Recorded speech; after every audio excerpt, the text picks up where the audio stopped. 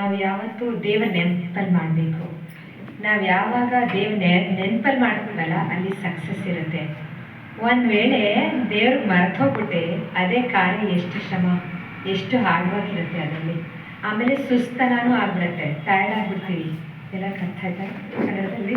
Kannada understanding? Okay. So ಅವಾಗ ನಾವು ಒಂದೇ ವಿಷಯ, ಒಂದೇ ಬಿಲೀಫಲ್ಲಿ ಇರಬೇಕು.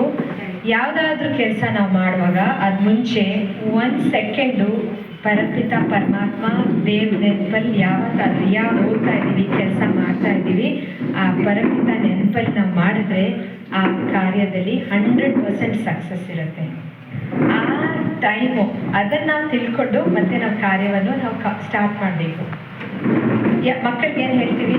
ಎಕ್ಸಾಮ್ ಹೋಗ್ತಾ ಇದ್ದಾರಾ, ಬರ್ತಾರೆ ಮಮ್ಮಿ ಡ್ಯಾಡಿ ಹತ್ರ, ನಮ್ಮ ಬ್ಲೆಸ್ಸಿಂಗ್ಸ್ ಕೊಡಿ, ನಿಮ್ಮ ಆಶೀರ್ವಾದದಿಂದ ನಾವು ಎಲ್ಲ ಎಕ್ಸಾಮ್ಸ್ ಚೆನ್ನಾಗಿ ಮಾಡ್ತೀವಿ, ಎಕ್ಸಾಮ್ಸು ಆಶೀರ್ವಾದ.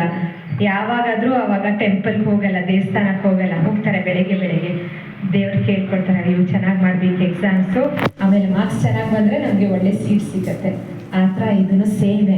ಈ ಥರ ನಾವು ಮಾಡಿದ್ರೆ ನಮಗೆ ಲಾಭನೂ ಇರುತ್ತೆ, ಎಲ್ಲರಿಗೂ ಬ್ಲೆಸ್ಸಿಂಗ್ಸ್ ಇರುತ್ತೆ. ಸೊ ನನ್ನ ಜರ್ನಿ ಅಂತ ಹೇಳ್ತೀನಿ. ನಾನು ಹುಟ್ಟಿದ್ದು ಡೆಲ್ಲಿಯಲ್ಲಿ, ಬೆಳೆದಿದ್ದು ಕರ್ನಾಟಕ. ನನ್ನ ಚಿಕ್ಕ ವಯಸ್ಸಲ್ಲಿ ಟಿಕೆಹಳ್ಳಿ, ತೊರೆಕಾಡಿನ ಹಳ್ಳಿಯಲ್ಲಿ ನಾನು 3 ವರ್ಷ ಇದ್ದಿದ್ದು. ನಮ್ಮ ತಂದೆ ಅವರು ಇಂಜಿನಿಯರು, ಬ್ಯಾಂಗ್ಳೂರು ವಾಟರ್ ಸಪ್ಲೈ, ನೀರಿನ ಸರಬರಾಜಲ್ಲಿ. ಆಮೇಲೆ ಅವ್ರಿಗೆ ಟ್ರಾನ್ಸ್ಫರ್ ಆಯಿತು. ಅವ್ರು 7 ವರ್ಷ ಅಲ್ಲಿ ಮಾಡಿ ಬ್ಯಾಂಗ್ಳೂರು ಟ್ರಾನ್ಸ್ಫರು, ರಿಟೈರ್ಡು. ಅವರು ಎಡಿಷನಲ್ ಚೀಫ್ ಇಂಜಿನಿಯರ್ BWSSBಯಲ್ಲಿ.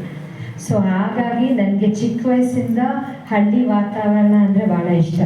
ಸ್ಕೂಲಿಂಗೆಲ್ಲ ನಂದು ಬ್ಯಾಂಗ್ಳೂರು, ಮೈಸೂರಲ್ಲಿ ನಾನು MSc ಮಾಡಿ PhD ICR ಮಾಡಿ ನಮ್ಮದು ಯೂನಿವರ್ಸಿಟಿ ಡಿಗ್ರಿ ಮೈಸೂರಿಂದಾನೆ. ಪೋಸ್ಟ್ ಡಾಕ್ ಜರ್ಮನಿ ಅಲ್ಲಿ 1.5 ವರ್ಷ ಇದ್ದು, ಎಲ್ಲ ಫೆಲೋಶಿಪ್ಪಲ್ಲಿ. ನಂದು ಯೂನಿವರ್ಸಿಟಿಯಲ್ಲೂ ಗೋಲ್ಡ್ ಮೆಡಲ್ ಇದೆಯಲ್ಲ, ಪರಮಪಿತ ಪರಮಾತ್ಮ. ಯಾಕಂದರೆ ನಾವು ಏನು ಮಾಡ್ತೀವಿ ಏಕಾಗ್ರತೆಯಿಂದ ಮಾಡಬೇಕು. ನಾವು ಯಾವಾಗ ಕಾನ್ಸಂಟ್ರೇಷನಲ್ಲಿ ಮಾಡಿದ್ರೆ, ನಾವು ಈ ಕಡೆ ಆ ಕಡೆ ನೋಡಿದ್ರೆ ಡೈವರ್ಟ್ ಆಗಿಬಿಡುತ್ತೆ. ನಮ್ಮ ಗುರಿಯಲ್ಲಿ ನಾವು